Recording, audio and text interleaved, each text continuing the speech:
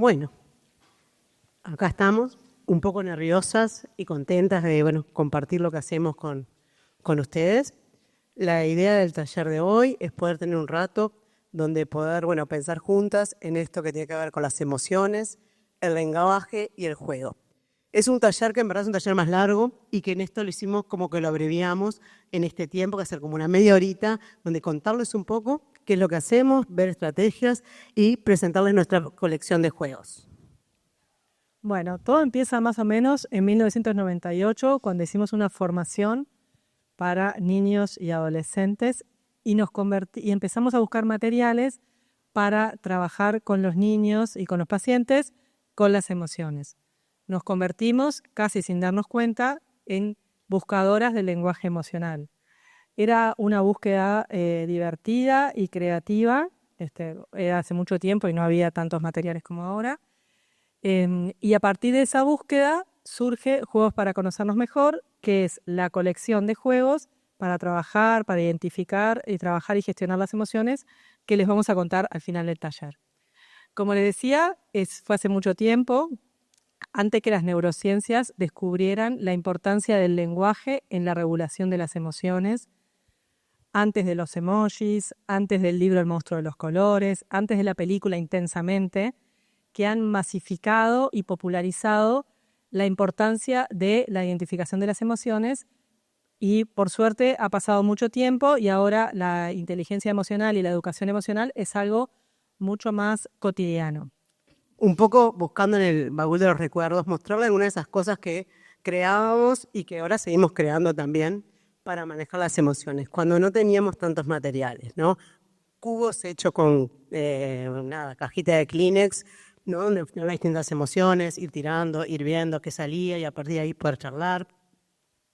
Estos son los juegos que nosotros empezamos a crear junto con nuestros pacientes, de donde surge Juegos para Conocernos Mejor, juegos que iban diciendo, permitiendo hablar de las emociones, por dentro y por fuera, era un dado donde iban saliendo preguntas para conversar con las mamás, en ese caso, la caja de Juegos para Conocernos Mejor, donde los íbamos guardando esas cosas que creábamos y de ahí surge nuestra marca.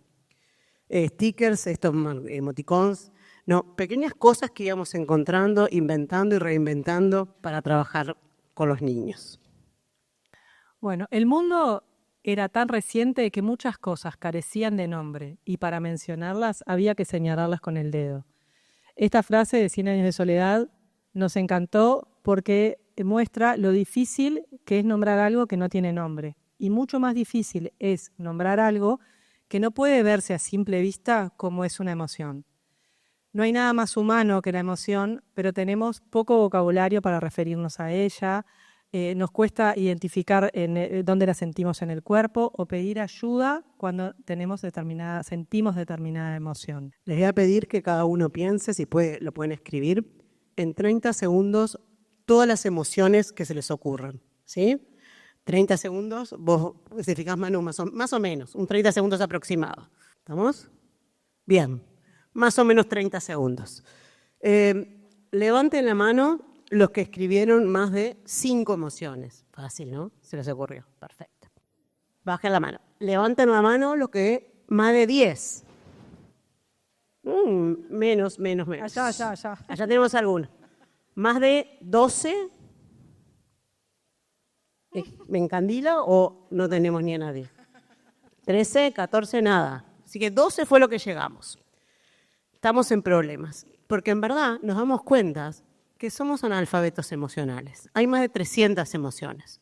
Y nosotros, ustedes, estamos acá porque les convoca este tema, el tema de las emociones, el trabajar con niños, con jóvenes, y tenemos un vocabulario limitado para enfrentarlos. Y eso es un problema, claramente, que sentimos todos. Y además las emociones son lo que guía nuestras decisiones. Pero cuando llegamos ahora adultos, nos damos cuenta que no aprendimos, no nos enseñaron ni a nombrar, ni a identificar, a validar, ni a gestionar las distintas emociones. No somos máquinas que piensan, somos máquinas de sentir que a veces pensamos. Es un error pensar que somos personas cognitivas, porque sobre todo somos seres emocionales. El tema es, como decía Laura, que nos han enseñado a validar poco la emoción, ¿no? Como que si la emoción fuera algo que se interpone entre nosotros y lo que se supone que tenemos que hacer. Y hay un estudio muy interesante que cuando se nos cae, por ejemplo, los que están tomando mate, agua del mate y nos quema la mano, los centros de dolor que se activan son los mismos centros de dolor que se activan si nos sentimos rechazados, aislados, excluidos. Increíble, ¿no? Procesamos el dolor físico, neurológicamente procesamos el dolor físico en el mismo lugar que el dolor emocional. Y como somos seres emocionales que pertenecemos a una especie social, sentirnos excluidos o rechazados nos duele igual que el dolor físico. Y acá entra el lenguaje, ¿no? Y esta frase nos parece bien importante, de Brené Brown. El lenguaje es el portal humano más importante para aprender y entender las emociones. Ahora seguimos con la frase. ¿Qué portales conocen? ¿Quién se anima? ¿Algún portal que conozcan? El de negro, allá está levantando la mano. ¿Dónde que no veo? ¿Algún portal que conozcan? Harry Potter, otro portal. Harry Potter es un portal. Stranger Things. Perfecto. ¿Algún otro? Cuerpo, bien. Narnia. Sí. ¿Qué más? ¿Alguno más? Los libros. ¿Ahí dijeron otra cosa más? Alicia en el País de las Maravillas. ¿Qué pasa cuando cruzamos el portal? Piensen en esos ejemplos. Con Alicia en el País de las Maravillas, Harry Potter. Cuando abrimos el ropero de Narnia. ¿Qué sucede? Cambia todo, exacto. ¿Quién dijo cambia? Cambia. Cambia todo. Cambia todo de una forma que no nos podemos imaginar. Eso es un portal. Y en verdad, tener acceso a las palabras adecuadas lo cambia todo. Por eso el lenguaje es un portal. Y es un portal bien importante. Ahora vamos a contarles, en esto de hablando del portal, casos clínicos o casos ejemplos donde el de pasar el portal del lenguaje cambió ciertas cosas o ciertos abordajes. Este es un ejemplo, por ejemplo. Van a ver que son cosas muy sencillas, pero que cambian el poder nombrar distinto. Este es un ejemplo de una niña que consulta por muchos enojos importantes, y hacía varias sesiones que venía jugando con unos Playmobil, una familia de Playmobil, en donde uno de los hermanos, el hermano chiquito, estaba siempre de mal humor. Y yo le preguntaba, ¿y por qué está de mal humor? No salíamos de ahí. Y en un momento le di un mazo que tenemos con muchas emociones para que era, bueno, a ver, en el mal humor, ¿qué sería? Y ahí apareció enfado, irritación, celos, ofendida. Apareció todo otro mundo para investigar, ¿no? Entonces acá el lenguaje nos va dando posibilidades. Este es una sesión familiar de un niño de 9 años con su mamá. Los papás están separados y si bien el papá cumple con los días asignados, es bastante ausente por temas de adicciones, es bastante ausente en la crianza. La mamá, para protegerlo, dice, bueno, tu papá es así, ¿no? Y el niño tiene mucha ansiedad. La propuesta fue elegir cinco emociones, 5 sentimientos y decir en qué momento lo sentían. Y ahí el niño eligió tranquilidad cuando un adulto me cuida y enojo cuando papá se levanta tarde. Entonces también, ¿no? Como eso dio, poder decirlo tan claramente, permitió pasar el portal, que la mamá pudiera entender y incluso que él también pudiera entender qué es lo que le pasa. Otro ejemplo, este es un nene, Facundo, ¿no? Que era un niño promedio, pero que iba a un colegio muy exigente y los papás eran muy exigentes. Y él era un niño promedio, un poco fataloso, pero ya de chiquito había tenido apoyos para cumplir con esa exigencia. Cuando llegaban a la terapia, el papá me pasaba como la lista de la semana de todas esas cosas que él no había logrado o que tenía que hacer mejor, los deberes que se había olvidado, la campera, yo qué sé. Y yo veía que en ese momento la cara de él era una cara que se cambiaba. Cuando entramos le digo, vamos a dibujar esa cara. Y la dibujo, que es esa que está allí. Y le digo, ¿y qué es lo que te sucede cuando vos notas ahí? Y él empieza a decir, no tengo ganas de ir a ningún lado, cansado, agotado, preocupado, bajoneado, solitario, aburrido, medio tímido. Íbamos charlando y yo iba notando. Miedo, frustrado, peleador. Digo, ¿peleador? Pues yo lo notaba y no tenía energía para nada. Dice, no, peleador no, la sacamos. Y digo, ¿y cómo lo podríamos nombrar? Y me dice, Facundo desorgulloso. Y realmente acabo que inventar una palabra y que realmente representaba lo que a él le estaba sucediendo y que era lo que sucedía cuando se desconectaba. Bueno, cuando empezamos a pensar este taller, empezamos a ver que en los diferentes lenguajes, los diferentes idiomas, tienen diferentes palabras, o hay algunos idiomas que tienen mayor tonalidad o mayor cantidad de palabras para expresar emociones, y otros que, por ejemplo, el español, y otros que tienen menos, ¿no? Y no es casualidad que los latinos seamos más expresivos, por ejemplo, que los alemanes.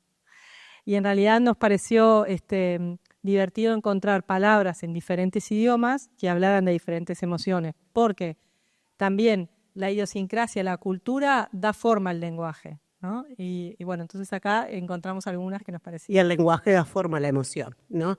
Y bueno, jugando un poco con esto, decíamos, bueno, saudade, yo no soy buena pronunciando, ¿no? Esto de portugués, que significa soledad, nostalgia, añoranza, no tiene una traducción, ¿no? Nunchi, que es de coreano, capacidad de saber entender el estado emocional y sentimental de las personas, una palabra que signifique eso.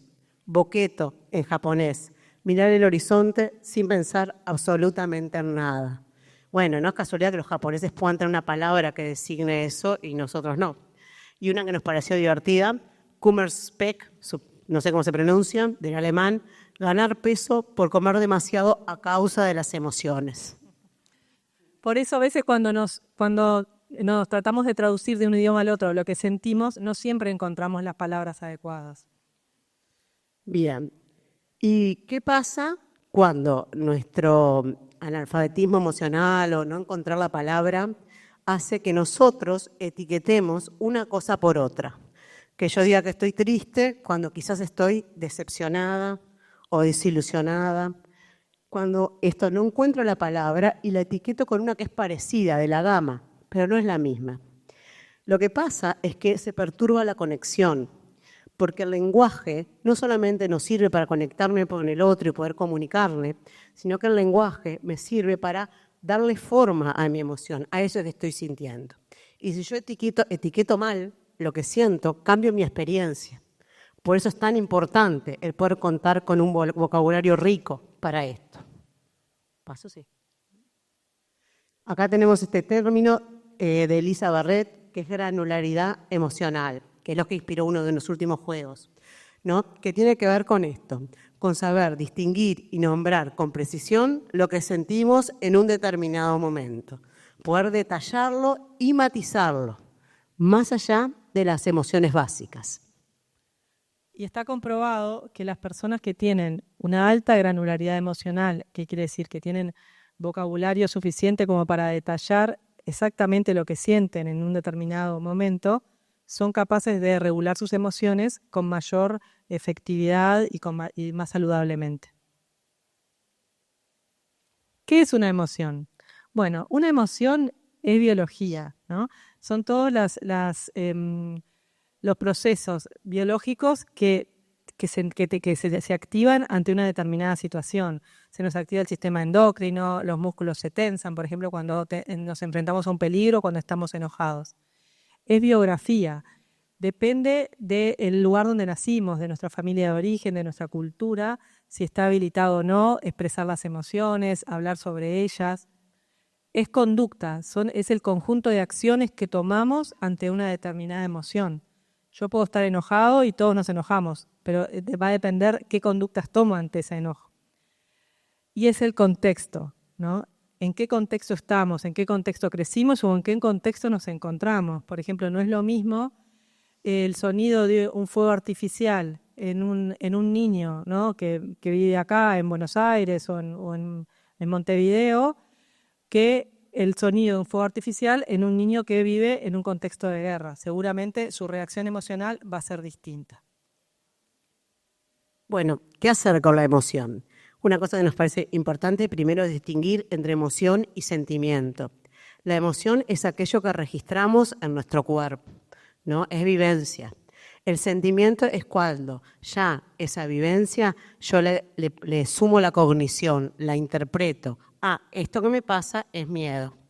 esto que me pasa, ese enojo, ¿no? Entonces hay una diferencia entre emoción y sentimiento. Para trabajar las emociones, que es lo que buscan todos nuestros juegos y lo que hacemos los terapeutas generalmente, que es ayudar a reconocerlas y poder gestionarlas mejor, hay como un esquemita básico de trabajo, que parece bastante sencillo, lo es, pero hay que trabajarlo. Un primer paso es poder reconocerla, entender qué me sucede, reconocerla primero en mi cuerpo, que es donde la vivo, donde lo siento. Los pensamientos son en la cabeza, las emociones suceden en el cuerpo. Luego es poder identificarla, nombrarla. Para esto el lenguaje es tan importante. Poder validarla. No hay emociones buenas ni malas, las emociones nos pasan, darles un lugar. Y para último, también trabajar las alternativas para la expresión. No está mal enojarme, todos se enojan, está bien. El tema es qué hago yo con ese enojo. Y ahí es donde trabajamos mucho, ¿no? En validar y ver las distintas alternativas. La idea ahora... Diferentes cosas que hacemos en el consultorio para esto. La idea, era esa, poder mostrarles un poquitito.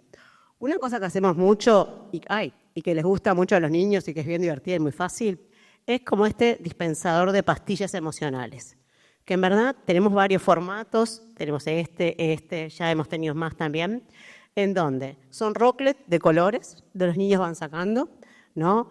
Por ejemplo, ellos ya saben que cuando entran a mi consultorio ellos pueden sacar 4, ni 5, ni 3, 4, porque eso se me ocurre a mí, en verdad, pero es esa siempre la regla. Y depende del color que saquen, me van a contar. Si sale una roja, algo que le enojó la semana. Si sale una azul, algo lo que puso triste. Si sale una amarilla, algo que lo puso alegre. Y así con las distintas emociones. Esto es re fácil, lo podemos usar en el consultorio, en la escuela, en casa, en la familia, y permite empezar a decir de cómo te fue, bien, mal, a poder poblar de más cosas nuestra semana. Bueno, esto para nombrarlas, ¿no? Esto es un futbolito, un metegol creo que le llaman acá, que hicimos con un niño que no le costaba mucho nombrar sus emociones, no quería, no le gustaba, tenía como caballitos de batalla, así, tuve miedo cuando sentí ruido, ¿no?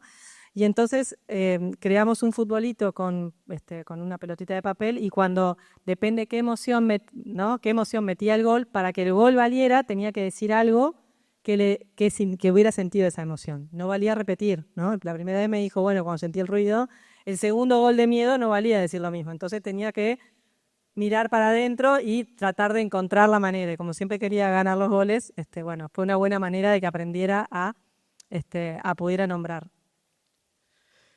Claro, porque en el trabajo con niños, con adolescentes, tenemos que ser creativos, tienen que estar motivados. Entonces tenemos que ponernos en juego para conseguir buenas maneras que ellos lo hagan. Esto, por ejemplo, es una descripción, ¿no? ¿Qué es lo que te pasás cuando te enojás? ¿No? Por ejemplo, grito, digo al Pepe, siento que se me encienden las orejas, siento que mis cejas crecen y mi boca se pone para abajo, me palpito a todo, lloro, salto. Estamos trabajando esto, ¿no? El reconocimiento corporal, ¿no? De esa emoción. Esto como alternativas para poder expresarlas, ¿no? Ya sabemos que respirar calma las emociones, calma, ¿no? La amígdala. Y este chico que se enoja mucho cuando pierde, una manera que encontramos que pudiera jugar con un sorbito y soplar una pelotita de papel, y era algo que le encantó porque se lo puede llevar a la clase y dice, nadie se va a dar cuenta que estoy haciendo, claro. Entonces se lleva, sopla, respira, ¿no? Mientras está teniendo una alternativa para manejar el enojo. Este también es un cuadrito que hacemos para ver, cuáles son las alternativas que tengo. En la primera columna era qué cosas hacía cuando se enojaba. Es importante en esto que no había ningún juicio de valor, no importa si las cosas que hacía estaban bien o mal, era descriptivo. Este nene puso, lloro, pego, me voy de ahí, puteo, que dice malas palabras, me pego a mí mismo. Y después juntos veíamos qué ventajas y desventajas tenían cada conducta. ¿Qué estamos buscando acá? Las alternativas, que él pudiera ver, que él pudiera elegir mejor qué hacía con su enojo, si lo regulaba o lo metía en problemas. Vamos a ver un ejemplo, por ejemplo, si yo pego, ¿para qué me sirve? Se alejan de mí, es una ventaja. ¿Y cuál es una desventaja? Voy a la dirección, por ejemplo.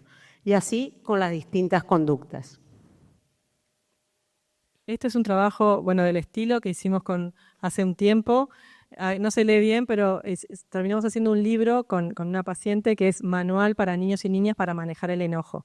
Y en realidad teníamos frasquitos donde cada paciente que venía, yo le pedía que dijera algo que la enojaba, algo, cómo lo manejaba, ¿no? De una manera saludable y cómo sería qué hacía o qué conducta tenía de una manera poco saludable.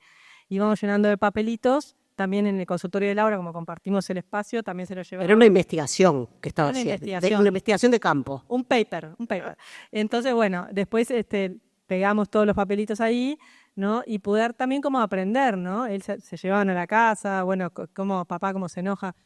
Y ella pudo, como fue un proceso donde pudimos como encontrar diferentes maneras para expresar el enojo, para bueno, que no fuera siempre la misma, muy reactivamente.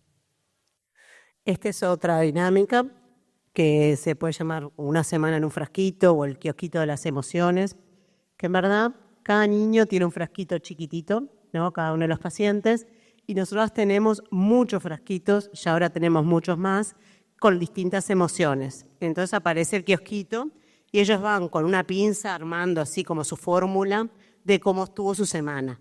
O si hubo enojo, si fuera enojo o era rabia, porque tratamos de tener muchos, ¿no? O era rabia, no, en verdad estaba ofendido, y van armando, y así van haciendo como, bueno, su frasquito de las emociones. Y nos permite esto, poder ver un poco la semana. Bueno, la idea un poco era hacer como una muestra rápida de cómo hacemos estas cosas, ¿no? Y en esto ir viendo, ¿no? ¿Qué es lo que los niños necesitan y lo que las niñas no necesitan? Porque lo que sí vemos cada vez más en terapia y en la escuela y en la vida, que cada vez vemos niños menos autónomos y que con más dificultad para resolver situaciones cotidianas. ¿Por qué? Porque los adultos se las resolvemos. Tenemos el WhatsApp de mamis y papis donde solucionamos todos los deberes, donde si se perdió la campera no se hacen cargo, ¿no? Se peleó con un amigo y llamo a la madre y soluciono. Entonces, ¿qué pasa? Llegan a la adolescencia totalmente inmaduros, no han tenido posibilidad de practicar, de experimentar cómo es sentirse frustrado, cómo es que algo no me salga, cómo algo me ponga triste. Entonces, los niños necesitan un lugar seguro para procesar sus emociones y adultos que los podamos acompañar. Y no necesitan adultos que solucionen todos sus problemas. Cuando jugamos, conectamos. El juego es la actividad humana que trasciende las barreras sociales, culturales, lingüísticas, y en todas partes del mundo se juega por el placer de jugar. Y la terapia es un lugar seguro, es una plataforma increíble para observar cómo procesan los niños, los adolescentes y también los adultos las emociones a través del juego. ¿Por qué? Porque la terapia es un lugar seguro. No los vamos a juzgar, no los vamos a rezongar si se ponen tristes, si se frustran porque pierden o porque algo no les sale, sino que vamos a observar de una manera apreciativa qué es lo que está pasando para permitir que esa emoción se despliegue para poder trabajarla. Bueno, cuando jugamos conectamos. ¿Y qué es la conexión?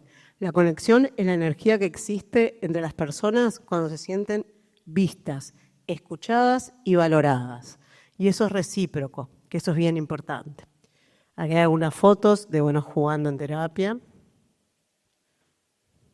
con juegos que pueden ser juegos de los nuestros o juegos cualquiera. Acá andan jugando el juego del virus, que es un juego divertido, ¿no? Que es un juego simplemente.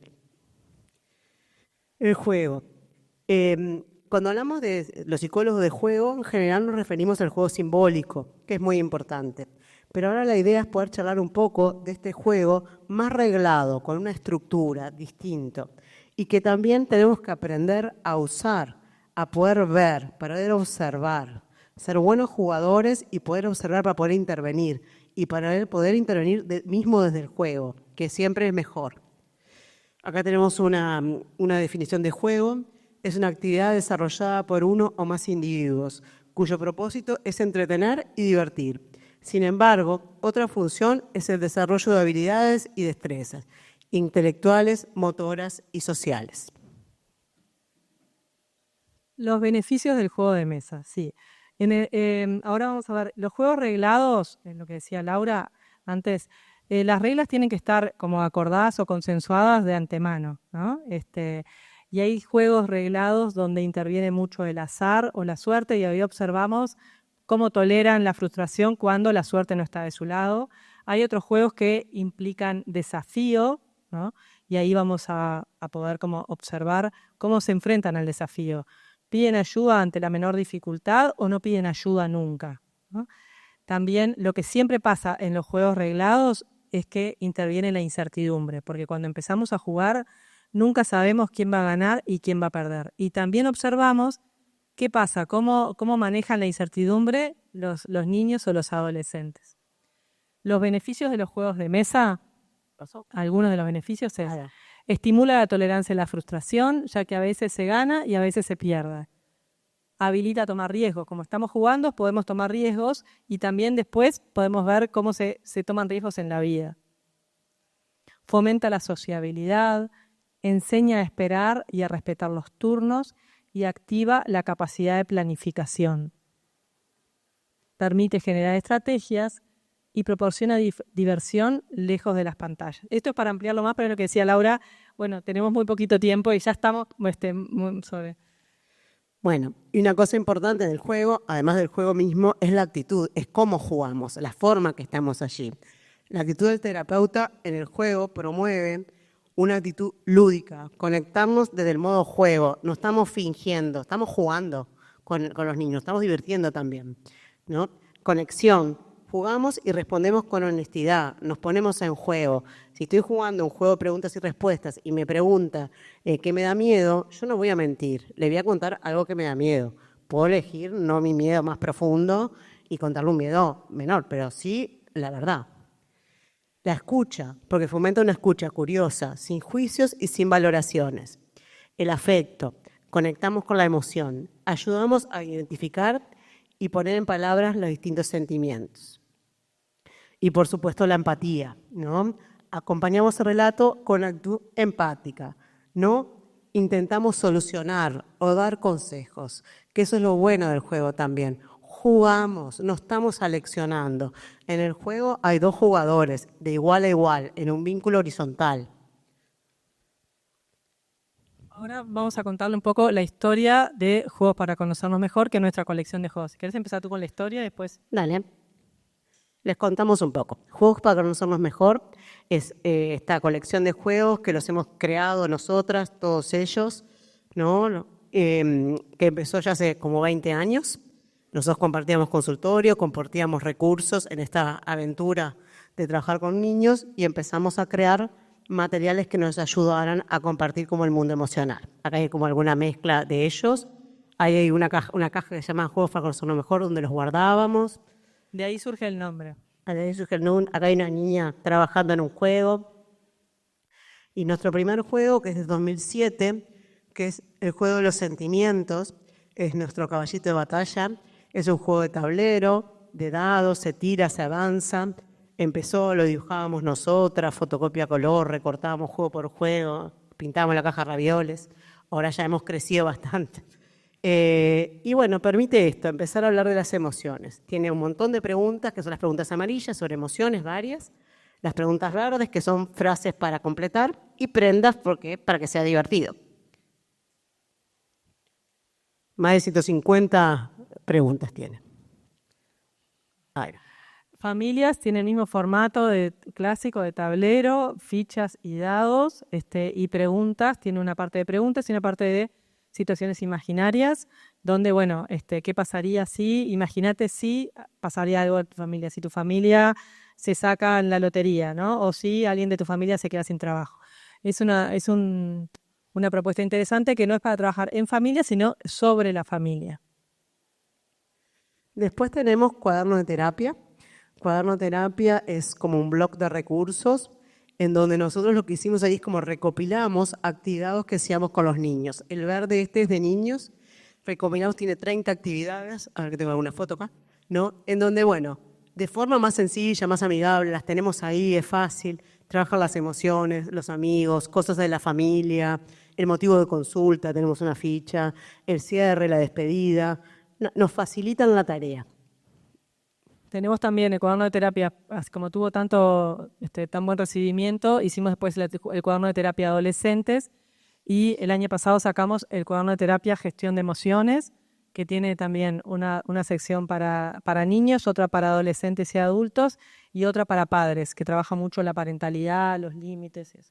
Hay aquí un ejemplo de este, ¿no? Tiene un tipo test, no, a veces pienso, ellos van poniendo. Después creamos miedos y enojos, que en verdad son 2 juegos distintos, pero son iguales, que se juega como el uno o el camaleón. Nosotros intentamos que todos nuestros juegos, la dinámica de juego sea sencilla y conocida. O sea, que la energía no se vaya en aprender a jugar, sino en poder contestar, conectarme con el otro. Entonces, el uno es un juego que al chino les gusta mucho. Y bueno, si estamos jugando al de enojos, nos van a salir muchas preguntas sobre el enojo, tips de cómo manejarlo, ¿no? Y si lo mismo pasa con el miedo, con el de miedos. Los podemos mezclar también. Bueno, acá están jugando de forma mezclada. El A veces pienso que soy es un juego que está dirigido más hacia adolescentes y adultos. Es un juego de creencias, ¿no? Son las cosas, nos permite como entrar en el mundo de las creencias, de los pensamientos y de las cogniciones. Hay creencias, hay cosas que pensamos positivas y hay creencias negativas sobre nosotros mismos. Son 30 de cada uno y es un disparador de ver, de observar, iluminar esas creencias. Es súper interesante y muy lindo. Acá justo está mezclado, ¿no? Trabajando cuaderno de terapia adolescentes con mis distintas versiones con las cogniciones, que está bueno, ¿no? Porque pensamos cosas distintas en un buen día o en un mal día. Después tenemos otro juego, dígalo con emoción. En este juego tenemos unas cuantas emociones y unas cuantas situaciones. La idea es que saco una emoción, el resto no la ve, y una situación, y la tengo que actuar para que el otro la adivine. Por ejemplo, si se sale pedirle a alguien que sea mi novio, me puede salir actuarla con ansiedad, con tristeza, con alegría, con valentía, y el otro tiene que adivinar. La idea de esto es, bueno, trabajar la empatía y también la plasticidad, que la realidad es que nos pueden pasar distintas cosas y las podemos sentir de distinta manera. Bueno, en la época de la pandemia los juegos nos ayudaron bastante, acá lo estamos jugando por Zoom. El motivo de consulta, a nosotros nos gusta mucho que también los niños y los adolescentes como que sean responsables de por qué quieren venir, además de por qué los mandan los padres o la institución educativa, para qué quieren venir ellos, y por eso hicimos una especie como de blog que se arman sobres donde para qué quiero venir y poder revisar después por qué vino, no recordar si ya está, si ese motivo de consulta ya está solucionado, por decirlo de una manera, o ya está procesado. Después creamos charlatanes. Charlatanes son preguntas, son iniciadores de conversación. Hicimos primero 4, que era escuela, familia, adolescentes y adultos, y después le sumamos pareja y de todo un poco. La idea de esto es que son preguntas que nos permiten ir abarcando distintos temas. Acá está el tema de adolescentes. Muchas veces los combinamos con algún otro juego. Por ejemplo, que hay que bajarle los dientes y al que le muerde contesta la pregunta. Entonces le ponemos un poco más de lúdico también. El a la vez es un juego que tiene desafíos, ¿no? Es como si fuera un memory triple, donde hay desafíos, ¿no? Tocarme la cabeza y poner voz no sé, de bruja, mientras contesta una pregunta sobre... Hay 3 mazos, una sobre habilidades sociales, otra sobre distorsiones cognitivas y una tercera sobre cambios y duelos, porque es para una edad de 11 a 15 donde hay muchos cambios y queríamos como focalizarnos también en esa edad. ¿Qué sentís hoy? Es un póster con stickers, ¿no? Bueno, esta es una versión antigua del póster. Hagan los stickers, entonces les pedimos, bueno, a los niños les gustan los stickers, que vayan eligiendo, que nos cuente cómo estuvo la semana y ayuda para, bueno, empezar a nombrar más. El súper es un juego sobre autoestima que permite trabajar, son preguntas sobre autoestima y las preguntas son muy amplias y se puede jugar con niños chicos, sería como @montón a la casita, como le dicen acá en Argentina, o a la conga o la Chinchón. chinchón, ¿no? Que es como bueno, es un muy lindo juego porque aparecen cosas súper importantes sobre autoestima y es una manera de abordarla muy lúdicamente. Después tenemos mis personajes internos. Este juego está pensado más este material para adolescentes y adultos. Y la idea es tenemos 45 personajes, ¿no? Que todos a veces los habitamos, ¿no? Desde el controlador, bueno, distintos personajes. Y la idea es eso, es poder iluminarlos. Tiene un mazo de cartas más chiquititas que son cartas guías que nos permiten profundizar. Una vez que elegimos el personaje, cuándo aparece, en qué me beneficia, en qué me perjudica, qué cosas puedo hacer con él. Acá están algunos de los personajes. El cuaderno de terapia violeta que ya les habíamos dicho. El tribu, trabajamos un poco el concepto de Lisa Barrett de granularidad emocional y lo que intenta es como las tonalidades de cada familia de emociones.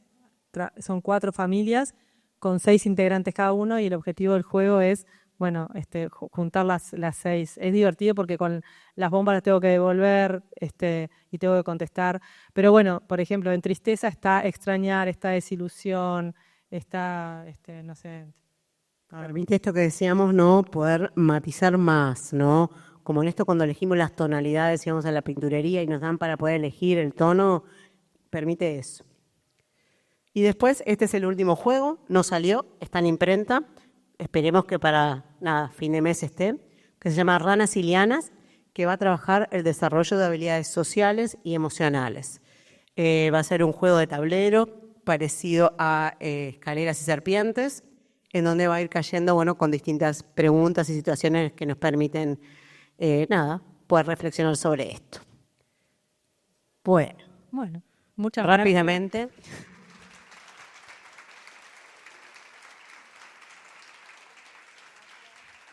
Gracias. Bueno, rápidamente queríamos contarles un poco qué era lo que hacíamos, mostrarles los juegos. Y bueno, ¿hay alguna pregunta, algo que nos quieran comentar, decir?